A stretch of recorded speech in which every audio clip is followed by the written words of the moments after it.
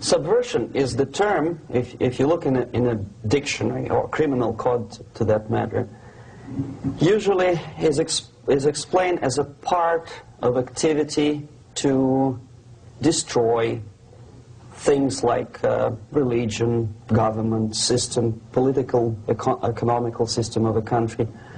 And usually it's linked to espionage and such romantic things as blowing up bridges, sidetracking trains, cloak and dagger activity in Hollywood style.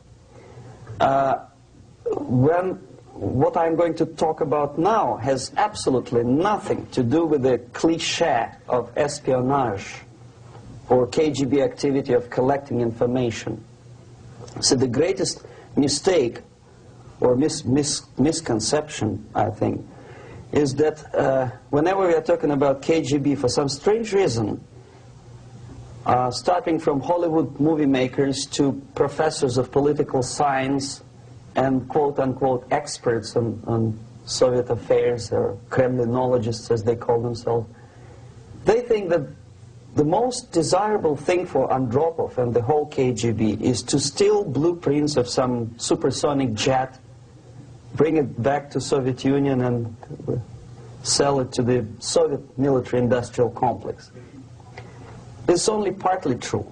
If we take the whole time, money, and manpower that the Soviet Union and KGB in particular spends outside of USSR border, we will discover, of course there are no official statistics unlike with CIA or FBI, that the espionage as such occupies only 10 to 15% of money, time, and manpower. 15% of the activity of KGB. The rest, 85%, is always subversion. And unlike a dictionary of English, Oxford Dictionary, subversion in Soviet terminology means always a destructive, aggressive activity aimed to destroy the country, nation, or geographical area of your enemy. So there's no romantics in there, absolutely. No blowing up bridges, no microfilms in Coca-Cola cans, nothing of that sort. No James Bond nonsense. It's most of this activity is overt, legitimate, and easily observable if you give yourself time and trouble to observe it. But according to the law and law enforcement systems of the Western civilization, it's not a crime. Exactly because of misconception, manipulation of terms. We think that subverter is a person who is going to blow up our beautiful bridges. No. Subverter is a student who comes for exchange, a diplomat, an actor, an artist, a journalist like myself was 10 years ago. Now, subversion is an activity which is a two-way traffic. You cannot subvert an enemy which doesn't want to be subverted. If you know history of Japan, for example, before 20th century, Japan was a closed society. The moment a foreign boat comes to the shores of Japan, the Imperial Japanese Army politely tells them to get lost. And if American salesman comes to the shore of Japan, let's say 60 or 70 years from now back, and says, oh, I have a very beautiful vacuum cleaner for you, with the good financing, he says, please leave us, we don't need your vacuum cleaner. If they don't leave, they shoot them to preserve their culture, ideology, traditions, values intact. You were not able to subvert Japan. You cannot subvert Soviet Union because the borders are closed. The media is censored by the government. The population is controlled by the KGB and internal police. With all the beautiful glossy pictures of Time magazine and Magazine America, which is published by the American embassy in Moscow, you cannot subvert Soviet citizens because the magazine never reaches Soviet citizens. It's collected from the newsstands and thrown to garbage can. Subversion can be only successful when the initiator, the actor, the agent of subversion has a responsive target. It's a two-way traffic. United States is a receptive target of subversion. There is no response similar to that one from United States to the Soviet Union. It stops halfway somewhere. It never reaches here. The theory of subversion goes all the way back 2,500 years ago. The first human being who formulated the tactics of subversion was a Chinese philosopher by the name of Sun Tzu.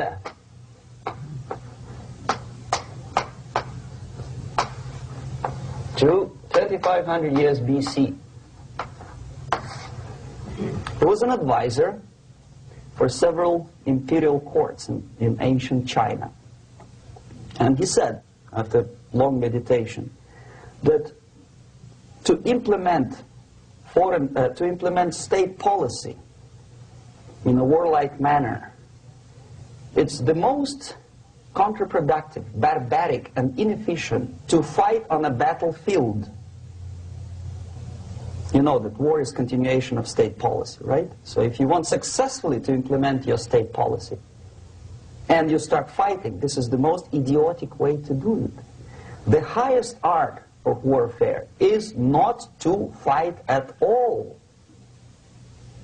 but to subvert anything of value in the country of your enemy, until such time that the perception of reality of your enemy is screwed up to such an extent that he does not perceive you as an enemy, and that your system, your civilization, and your ambitions look to your enemy as an alternative, if not desirable, then at least feasible. Better red than dead. That's the ultimate purpose, the final stage of subversion, after which you can simply take your enemy without a single shot being fired, if the subversion is successful. This is basically what subversion is. As you see, not a single mentioning of blowing up bridges. Of course, Sun Tzu didn't know about blowing up bridges. Maybe there were not that many bridges at that time.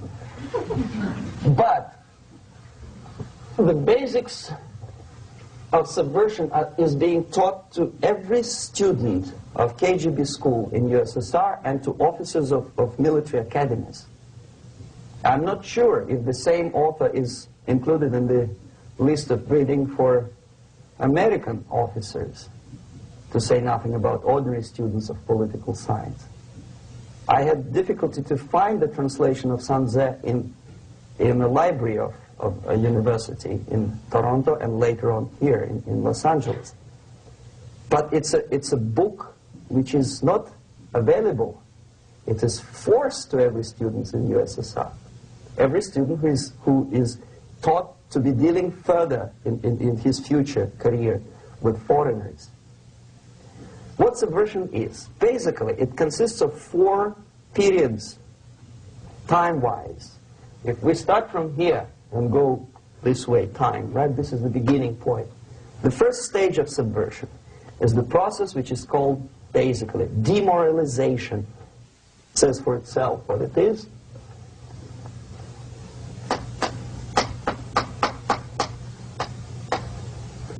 It takes from,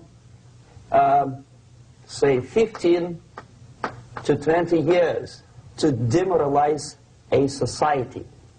Why 15 or 20 years? This is the time sufficient to educate one generation of students or children. One generation, one lifetime span of a person, a human being, which is dedicated to study, to shaping up the outlook, ideology, personality. No more, no less. Usually it takes from 15 to 20 years. What it includes? It includes influencing, or by various methods, infiltration, propaganda methods, direct contacts, doesn't really matter. I will describe them later. Of various areas where public opinion is formulated or shaped. Religion, educational system, social life, administration, law enforcement system, military, of course, and labor and employer relations, economy. Okay? 5 areas. I will not write them down because we will not have enough space. Sometimes when I describe all the methods, students ask me a question, are you sure this is the result of the Soviet influence? Not necessarily. You see, the tactic of subversion, about which I'm talking, is similar to the martial art, the Japanese martial art. If some of you are familiar with that tactic, probably you will remember that if an enemy is bigger and heavier than yourself, it would be very painful to resist his direct strike. If a heavier person wants to strike me in the face, it would be very naive and counterproductive to stop his blow. The Chinese and Japanese judo art tells us what to do. First to avoid the strike, then to grab the fist and continue his movement in the direction where it was before, right? Until the enemy crashes in the wall. You see? So, what happens here? The target country obviously does something wrong. If it's a free democratic society, there are many different movements within the society. There obviously, in every society, there are people who are against this society. They may be simple criminals, ideologically in disagreement with the state policy, conscientious enemies, simply psychotic personalities who are against anything, right? And finally, there are a small group of agents of a foreign nation, bought, subverted, recruited, right? The moment all these movements will be directed in one direction, right? This is the time to catch that movement and to continue it until the movement forces the whole society into collapse, into crisis, right? So that's exactly the martial art tactic. We don't stop an enemy. We let him go. We help him to go in the direction we want them to go. Okay? So, on the stage of demoralization, obviously there are tendencies in each society, in each country, which are going to opposite direction from the basic moral values and principles. To take advantage of these movements, to capitalize on them, is the main purpose of the originator of subversion. So we have religion, we have education, we have social life, we have power structure, we have labor relations, unions, and finally we have law and order. 1, 2, 3, 4, 5, 6. Okay? These are the areas of application of subversion. What it means exactly? In case of religion, destroy it, ridicule it, replace it with various sects, cults, which bring people's attention, faith, whether it is naive, primitive, doesn't really matter. As long as the basically accepted religious dogma is being slowly eroded and taken away from the supreme purpose of religion, to keep people in touch with the supreme being, that serves the purpose. Therefore, replace it, accepted, respected religious organizations with fake organizations. Distract people's attention from the real faith and attract them to various different faiths.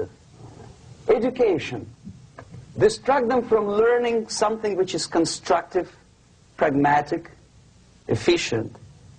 Instead of mathematics, physics, foreign languages, chemistry, teach them history of urban warfare, natural food, home economy, your sexuality, anything, as long as it takes you away, okay, Social life.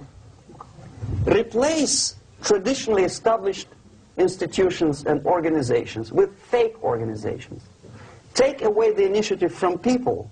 Take away the responsibility from naturally established links between individuals, group of individuals, and society at large, and replace them with artificially, bureaucratically controlled bodies. Instead of social life and friendship between neighbors, establish social workers institutions. People who are on payroll of whom? Society? No. Bureaucracy.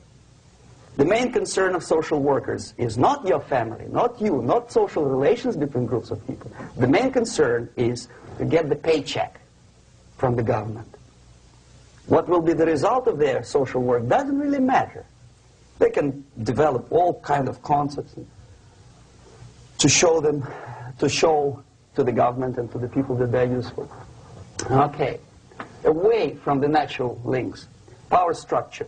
Okay, the natural bodies of administration, which are traditionally either elected by people at large or appointed by elected leaders of society, are being actively substituted by artificial bodies.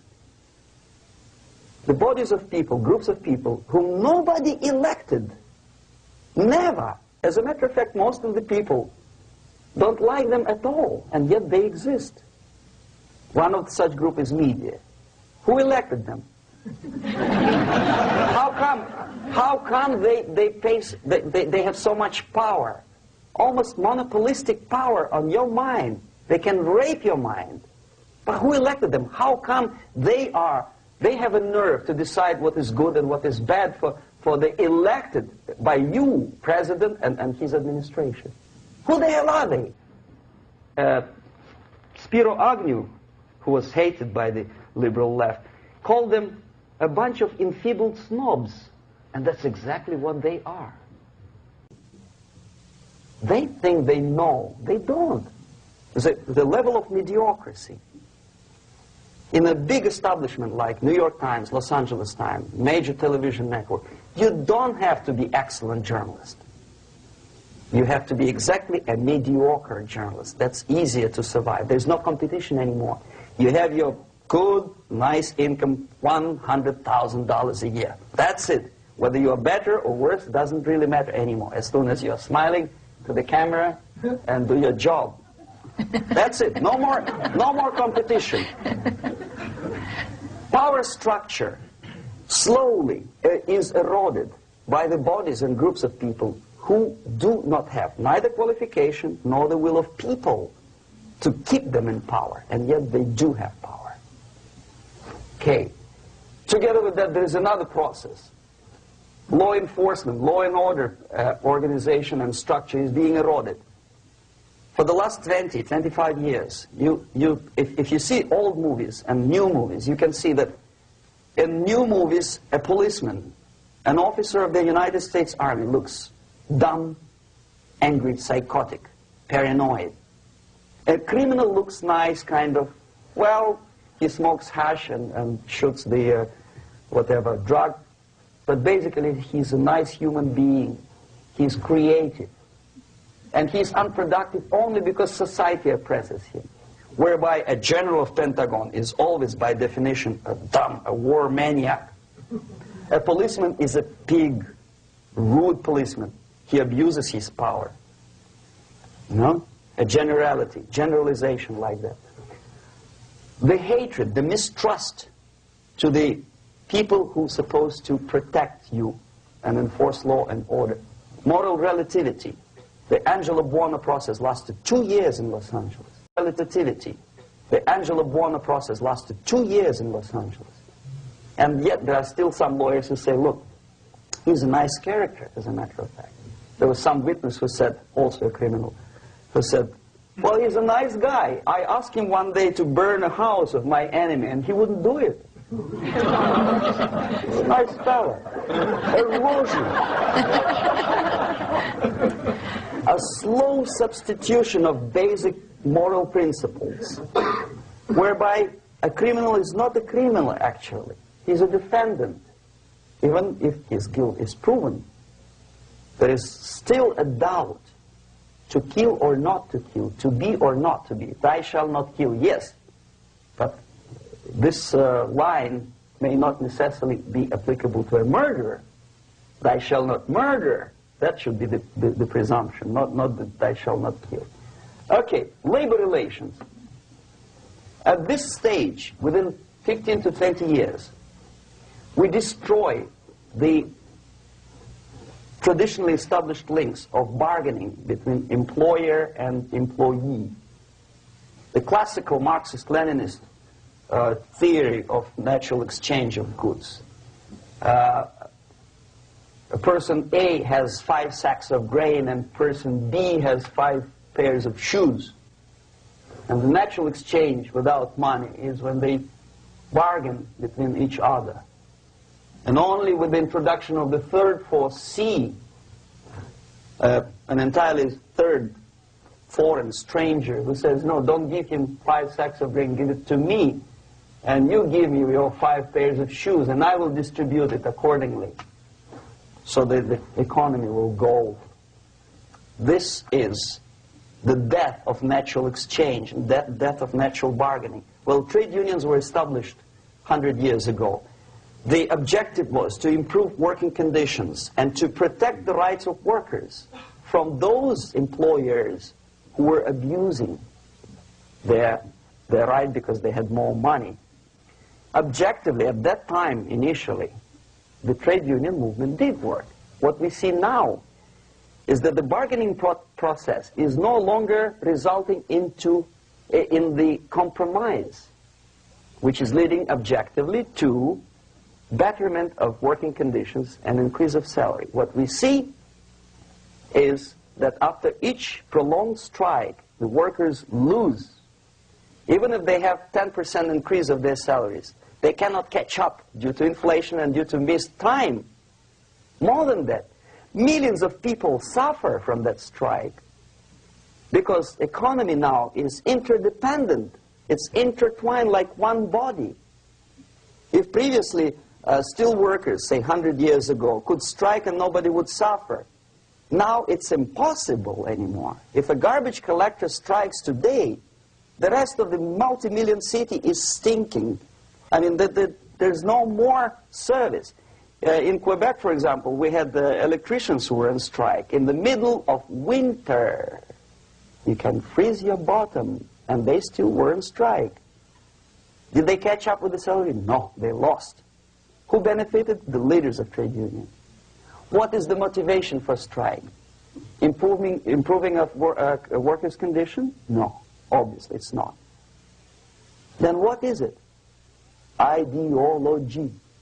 To prove to these capitalists. And the obedient horde of workers, like sheep, follow these people. And they cannot disobey. Why? Because if they do, you know what happens to them.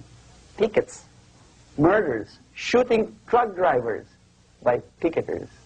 In Montreal, for example, I saw with my own eyes when I was correspondent of CBC, International, Canadian Broadcasting Corporation, when the workers of aircraft factory destroyed computers and the equipment in the factory. And the administration employed strike breakers. Their cars were turned upside down and burned. Their houses were burned. Their kids were intimidated. And some victims were there. Of that you can be sure. Why? To improve conditions of workers? No. Ideology. Okay, so this is what happens basically. It may or may not happen without the help of the Soviet Union. But the natural tendencies are being greatly taken advantage of and capitalized by the Soviet propaganda systems. How? Whenever trade union strikes, we have influx of propaganda, mass media, ideological dissemination. The workers' right, and we repeat it like parrots. Yes, workers' right. Whose rights? Workers? No. The only freedom of worker to sell his labor according to his own desire and will is taken away from him. By whom? By trade union boss. Unlimited power is given. Responsibility. I want to sell my labor not for $2.50 an hour, but for $2. I don't have right. My freedom is denied to me. I know that if I sell my work for $2 an hour, not for $3 an hour, I will compete better with the other guy who is lazy and more greedy. I don't need $3. I need only $2. No, I was made to believe by media, by business, by advertising agencies that I need more and more and more. Have you ever heard any advertising on TV to consume less? No. No way. Whether you need a six-cylinder car or not, you have to buy it. And hurry up. When I was driving here, on the local radio station, an excited announcer said, "You hurry up, rush and save, save, save. There is a pantyhose sale." Save by buying more. Of course. It would be too naive to expect that KGB makes that advertising agency to do such a crazy commercial. No, of course not. But what we did when I was working for Novosti Press, we would snow plow editorial offices, student organizations, religious groups with literature of class struggle. If not directly Marxism-Leninism propaganda, then a propaganda of legitimate aspirations of working class, betterment of life, equality. Equality, mind you. President Kennedy once said, "We will make America to believe that people are born equal." Are people born equal? Is there any mentioning in the Bible or any other holy scripture in any religion, if you don't believe me, go to the library and check it, there is not a single word about equality. Just the opposite. By your deeds, God will judge you. What you do is important. The merit of your personality. You cannot legislate equality. If you want to be equal, you have to be equal. You have to deserve it. And yet we build our society on the principle of equality. We say people are equal. We know it is false. It's a lie. Some people are tall and stupid. Others are short, bold, and clever.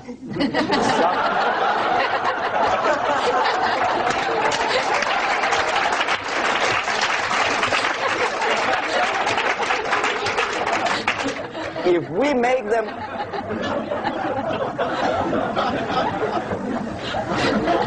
we make them equal by force, if we put the principle of equality in the basis of our socio-political structure, it's the same thing as building a house on sand. Sooner or later it will collapse, and that's exactly what happens. And we, as Soviet propaganda makers, are trying to push you in the direction which you go yourself. Equality, yes, equality. People are equal. Land of equal opportunities. Is it true or not? Think about it. Equal opportunities. Should there be equal opportunities? For me and for a lazy bastard who comes here from some other country and immediately registers as a welfare recipient benefits. I never received a single dollar. No, sorry, I did receive once. But I never applied for welfare. For the 13 years, I took any job. Security guard, journalist, taxi driver, anything. Well, I was restless, but some people don't like it. They immediately. So why should we have equal opportunities? Why? The equal opportunity to excel. Equal opportunity in equal circumstances, yes, but you know people are different. To excel, yes, provided we reach the same level of excellency, perfection, which is hypothetical, distant future. Yes, maybe. But we know perfectly well that even with the best intentions, people could not be equal. Why should we have equality in the, say, legal system? Myself, I'm considering myself a law-abiding citizen, and a person who comes here to rob and shoot, say, the United States administration under Carter imported thousands of Cuban criminals. They were non-criminals, yet they were accepted. Do you think it's fair if myself and my wife from Philippines, who work like a, excuse me, horse as a lab technician in a hospital, should have the same rights as a criminal from Cuba? Why? And yet we repeat as parrots, equality, equality, equality. And the Soviet propaganda system helps us to believe that equality is something which is desirable. Democracy, as it was established by fathers of this country, of this system in the last century, is not equality. It's the system where different people, unequal people, have a chance to survive and help each other in constant competition, in constant perfection, not in equality, which is superimposed from a godfather or a nice person in Washington, D.C. And the absolute equality exists in Soviet Union, quote-unquote equality. Everybody is equal in dirt, except some people are more equal than the others in Politburo.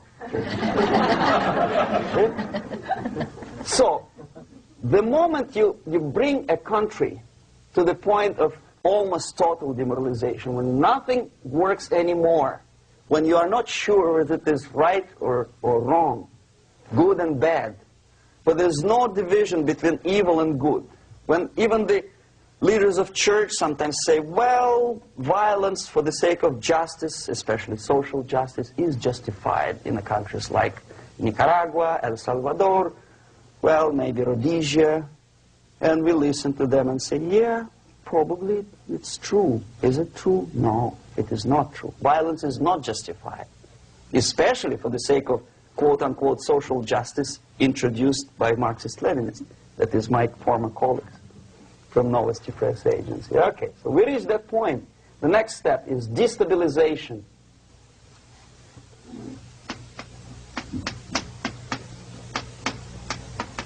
Again, this word says for itself what it is. To destabilize all the relations, all the accepted institutions and organizations in a country of your enemy. How you do it? You don't have to send a battalion of KGB agents to blow up bridges. No. You let them do it themselves. The area of application is, again, it's narrower now. Not like the previous case. The overt legitimate actions of the KGB in this case would be hardly noticeable. There is no crime if a professor who recently went to USSR introduces a course of Marxism-Leninism in a Californian college, for example. Nobody is going to come to his doorstep and say, okay, mister, come, you are under arrest. No, it's not a crime. It's not even considered a moral crime against your country. So the area of application here is narrowing down to economy, again labor relations, right? To law and order, plus military. And economy, law and order. Yes, and again the media, but wider scope, little bit different. I'll explain later. Okay, basically 3 areas. Economy. The radicalization of bargaining process. If on that stage we still could achieve, theoretically, some positive compromise between the negotiating sides with say, the arbitrary, introduction of arbitrary judges, a third side, objectively judging the demands of both sides. Here it's radicalization. On the stage of destabilization, we cannot come to compromise even within a family. The husband and wife couldn't figure out which is better.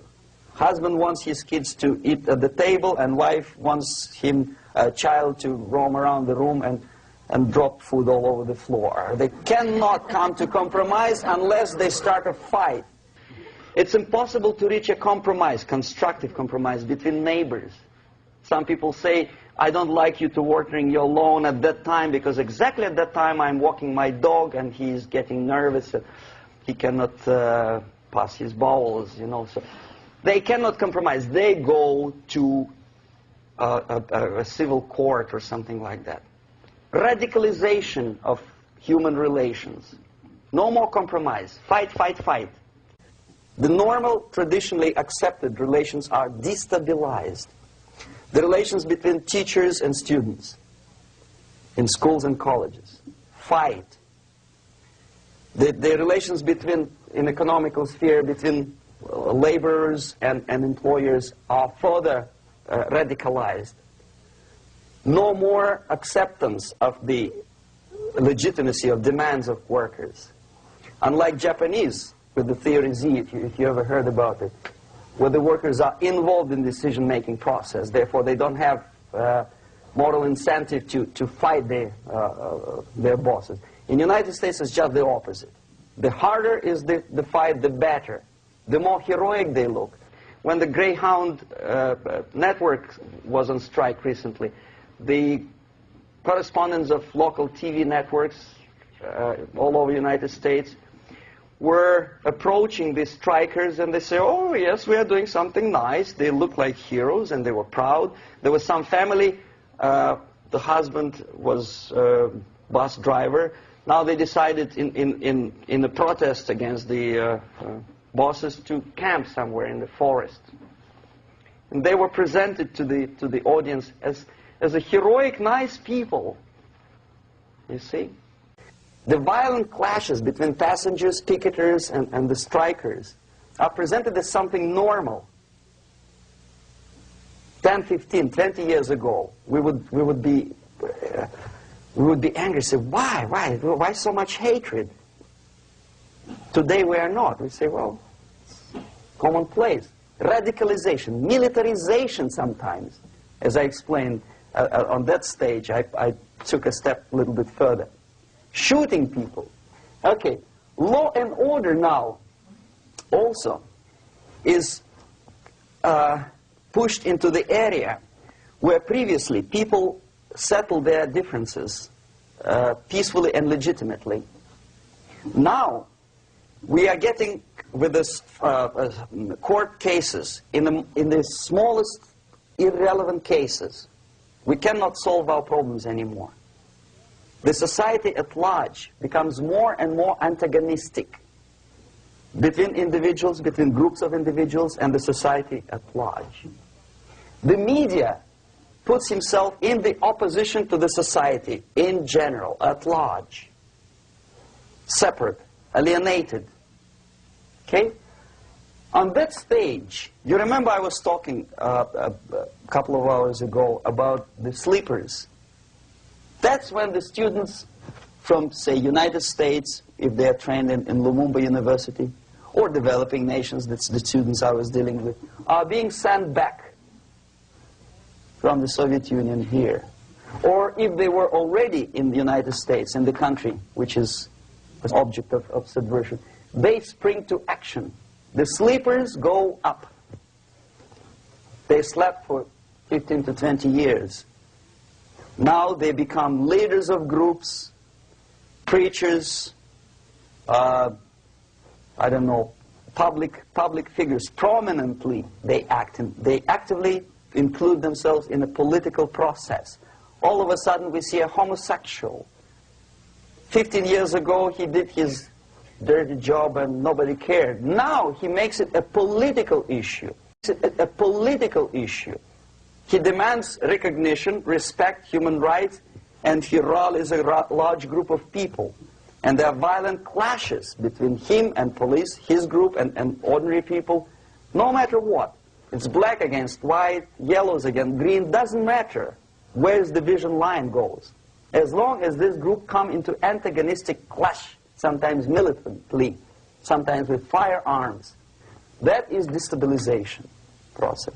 The sleepers, many of whom are simply KGB agents, become leaders of the process of destabilization.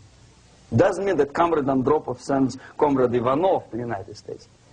The person who takes care is already here. He is a respected citizen of the United States. Sometimes he gets money from various foundations for his legitimate struggle for, I don't know, human rights, women's rights, kid lib, prison lib, whatever. There are sympathetic Americans who donate their money to him. This stabilization process usually leads directly to the process of crisis. In case of developing nations, that's the area where I was active. The process starts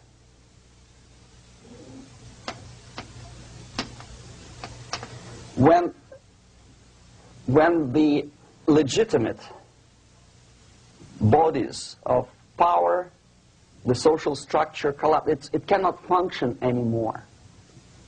So instead, we have artificial body injected into society, such as non-elected committees. You remember I was talking about them here. Social workers who are not elected by people, media who are self-appointed rulers of your opinion, some strange groups which claim that they know how to lead society forward. They don't usually. All they care is how to collect donations and sell their own concocted ideology, mixture of religion and ideology. Here, we have all this artificial body claiming power. If the power is denied to them, they take it by force. In case of Iran, for example, all of a sudden we have revolutionary committees. What kind of revolution? There was no revolution yet, and yet they had the committees. They were taking power of judgment. They had the power of execution, they had the power of legislation, and that they had the power of judicial. All of them combined in one person, who is half-baked intellectual, sometimes graduated from Harvard University or Berkeley. He comes back to his country and he thinks that he knows the answer to all the social, economical problems. Okay? Crisis is when society cannot function any more productively. It collapses, obviously. That's the word for crisis. So therefore, the population at large is looking for a savior. The religious groups are expecting a Messiah to come. The workers say, we have family to feed. Let's have a strong government, maybe socialist government, centralized. When somebody put the employers on their place and let us work. We are sick and tired of going to strike and missing overtime and all that stuff. We need some strong man, strong government, a leader, a savior is needed. Population is sick and tired already. And here we are. We have a savior. Either a foreign nation comes in, or the local group of leftists, Marxists, no matter what they call themselves, Sandinista, a reverend or some sort, Bishop Muzureva, like in Zimbabwe, doesn't matter. A savior comes and says, I will lead you. So we have two alternatives here. Civil war and invasion. Okay? See how it goes? Civil war, we know what it is. Lebanon is the best example. The civil war, which was artificially implanted in Lebanon by injection of force of PLO, Palestinian Liberation Organization. Invasion we have in many other countries like Afghanistan, name any East European country, it was invaded by the Soviet army. But the result is the same. The next stage is normalization. Normalization is a very ironic word, of course. It is borrowed from 1968 situation in Czechoslovakia, when the Soviet propaganda and after them New York Times declared the country is normalized. The tanks moved into Prague, so there's no more Prague Spring, there's no more violence. Normalization. At that stage, the self-appointed rulers of the society don't need any revolution anymore. They don't need any radicalism anymore. So this is the reverse from destabilization. Basically, it is stabilizing the country by force. So all these sleepers and activists and social workers and liberals and homosexuals and professors and Marxists and Leninists are being eliminated physically sometimes. They've done their job already. Okay? They are not needed anymore. The new rulers need stability to exploit the nation, to exploit the country, to take advantages of the victory. Okay? So no more revolutionaries, please. And that's exactly what happens in a number of countries. You remember Bangladesh? This is the crisis in which I was instrumental. First they had Mujibur Rahman. In 1971, he was the leader of People's Party, Awami League, with mustache like Stalin. He was in Russia many times. In 5 years, he was shot by his former colleagues, Marxists. He fulfilled his function. In Afghanistan, it happened 3 times. First there was Taraki, then there was Amin, now there's Babrak Karmal. They killed each other successively, one after another. The moment he fulfills his duty, the first one demoralized country, the second destabilized, the third one brought it to crisis. Goodbye, comrades. Babrak Karmal comes from Moscow and put into the seat of power. Same thing happened in Grenada recently. Maurice Bishop, Marxist, was killed by Austin, what's his name, General something, who was also a Marxist. Right? So no more revolutions, please. Normalization now. From now on, no more strikes, no more homosexuals, no more women lib, no more kid lib, no more lib, period. A good, solid, democratic, proletarian freedom. That's it. Now, to reverse this process takes enormous effort. When today, United States had to invade Grenada to reverse the process of subversion. Some people say, boy, this is not good, it's not kosher to invade the beautiful country, island of Grenada. Well, why didn't you stop the process here, when Grenada was just approached by leftists? Why not to prevent Maurice Bishop to come in power in the first place? Did Grenadians want him? Very questionable. They didn't know who was Maurice Bishop in the first place. He came to power by coup d'etat himself. Okay? No, we let the situation develop further and further and further until the crisis and normalization very soon. And then the United States decided to invade country, discovering that the country was absolutely a military base for the Soviet Union.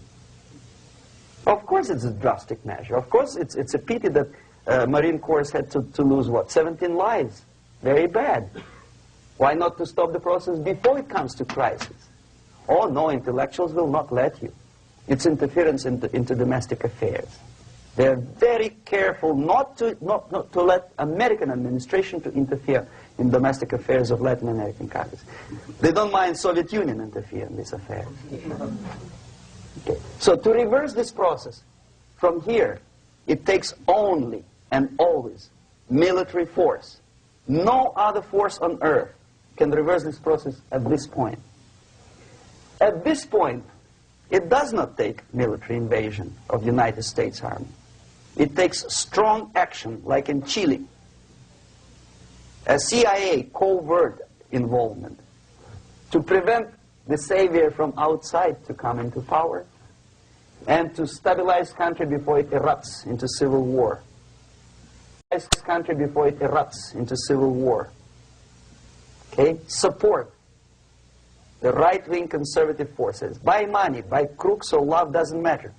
Stabilize the country. Don't let the crisis develop into civil war or invasion. Oh no, your liberals will say it's against the law. The Congress will not appropriate money for covert actions of CIA. Why not? Should we wait till the normalization come and Soviet tanks land in Los Angeles airport? Now, at that point, at the point of destabilization, also the process could be reversed. Again, easily than this. No CIA involvement at this point. You know what it takes here? Restriction of some liberties for small groups which are self-declared enemies of the society. As simple as that. Oh no, the media and liberals will tell you this is against the American Constitution. How can we by force deny the civil rights to criminals, for example. It's not good. Okay? So we allow them to. Okay, if you allow the criminals to have civil rights, go on and bring the country to the crisis. This is a bloodless way to do. Curb the rights. I mean, not to put them in prison. No, I'm not talking about putting all the gays from San Francisco in the concentration camp. Do not allow them to take political force. Do not elect them to the seats of power, whether it is municipality level, state level, or federal level. It has to be beaten in the heads of American voters that a person like that in the seats of power is an enemy. Do not be afraid of this word. It is an enemy. If he is not an enemy here, he will be here. Later on, he will be shot, of course. But at this point, he is an enemy. Okay? You are doing great service by denying him a right to capitalize on his own crazy ideas and become a powerful man, a man who uses the seat of power. Restriction of certain freedoms and permissiveness at that point would prevent sliding into crisis and probably will return the process of destabilization. To curb unlimited power, monopolistic power of trade unions, here, at that point, would save economy from collapsing. To introduce a law to stop private companies of raping public opinion's mind in the direction of consumerism. No company must have a right to force you into buying more unless you want it. There must be a law. You want to advertise your car? Okay. But not a single mentioning of buying it now and saving money. It must be against the law to force people to consume more. Self-restraint. Previously, before this process started, the self-restraint was a business of church, religion. Because our preachers, the fathers of church, would tell us, material values are good, but it's not the prime function of human being. Because you have to live with something. Obviously, the design for our life is not to consume more deodorants. There must be something greater. If such a complicated instrument as human body was created, obviously there must be some higher purpose for that. And it's very easy to avoid destabilization by denying the greedy companies one little freedom, one little liberty, forcing you into turning yourself into processors of unwanted products and goods. They turn you into machines, like the worm who there's inlet and outlet. So, and how long an average appliance lasts these days? Less than a year. Why? Where's workmanship? Well, we want you to buy more. Okay. Destabilization process could be easily overcome if, as I say, the society, by its own will or after persuasion by the leaders, will come to the idea of self-restraint. It's so hard we want to consume more, but you have to. Unless you will come to this stage, when, as we say in Russia, if Sahara Desert ever becomes a communist state, there will be shortage of sand. So you have to curb your... You have to curb your expectations at this point before it's too late. But no, we don't want to do it. Demoralization process. Again, it's the easiest thing to reverse. First of all, by restricting import of propaganda. The easiest thing to do. Unlimited, unrestrained import of Soviet literature, Soviet journalists. Giving Soviet propaganda and ideological agitators equal time on American TV networks. It has to be stopped. And it's easy. They won't be offended, mind you. As a matter of fact, they will respect America more. But when my former colleague Vladimir Posner appears on Nightline, and Ted Koppel asks him, well, Vladimir, what do you think about this? And what can he think? He is an instrument of propaganda. He thinks what Comrade Andropov tells him to think. He's just a nice, articulate mouthpiece of the Soviet subversion system. And Ted Koppel makes you believe that my friend Vladimir Posner thinks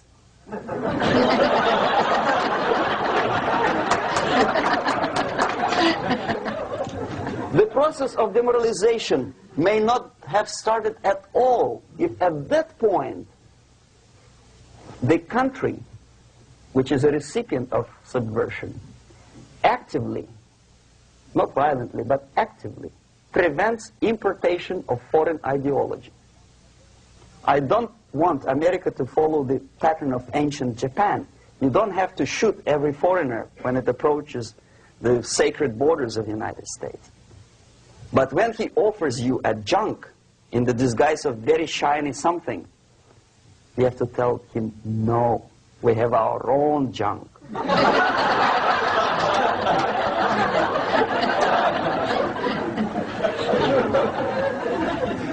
If at that point the society is strong, brave, and conscientious enough to stop importation of ideas which are foreign,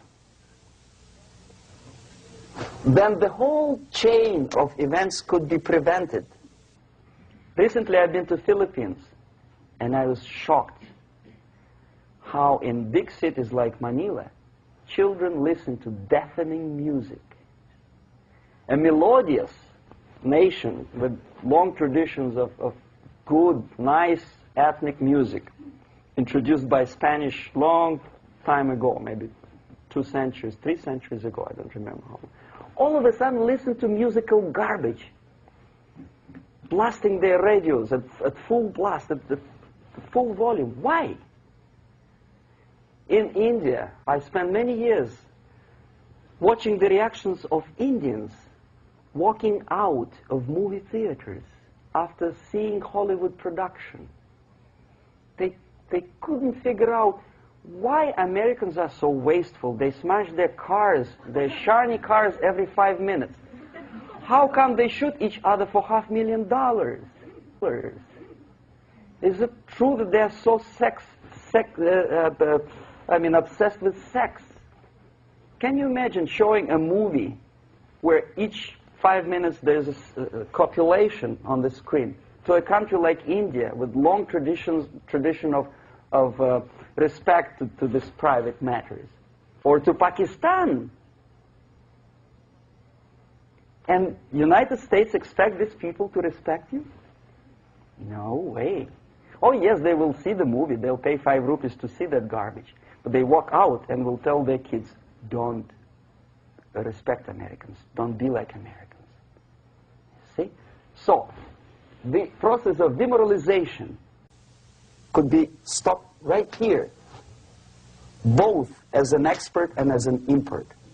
And that takes one step, one very important thing to do. You don't have to expel all the KGB agents from Washington, D.C. The most difficult and at the same time the simplest answer to the subversion is to start it here and even before, by bringing back the society to religion, something that you cannot touch and eat and put on yourself, but something that rules society and makes it move and preserve it.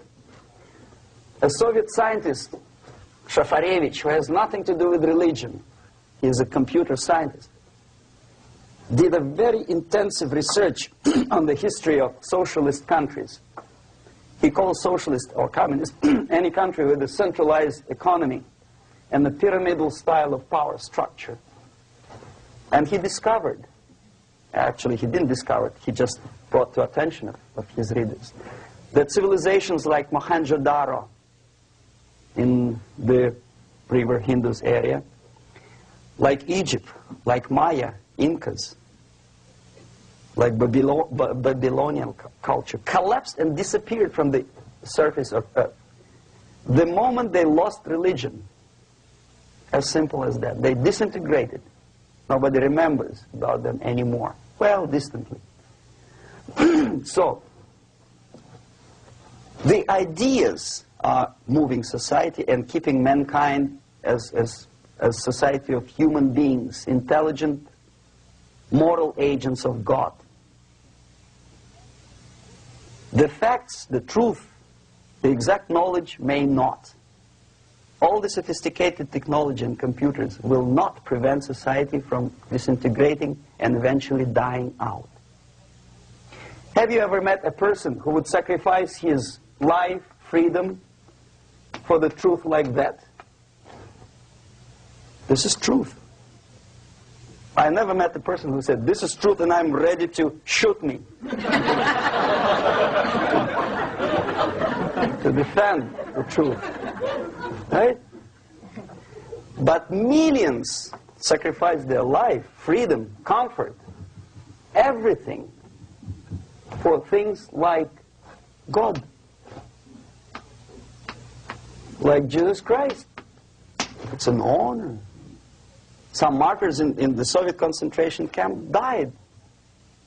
And they died in peace. Unlike those who shouted, "Long live Stalin," knowing perfectly well that he may not live long. Something which is not material moves society and helps it to survive. And the other way around. The moment we turn into 2 by 2 is 4 and make it a guiding principle of our life, our existence, we die. Even though this is true, and this we cannot prove. We only can feel and have faith in it. So the answer to ideological subversion, strangely enough, is very simple. You don't have to shoot people, you don't have to aim missiles and Pershings and cruise missiles at Andropov's headquarters. You simply have to have faith and prevent subversion. In other words, not to be a victim of subversion. Don't try to be a person who in judo is trying to smash your enemy and being caught by your hand. Don't strike like that. Strike with the power of your spirit and moral superiority.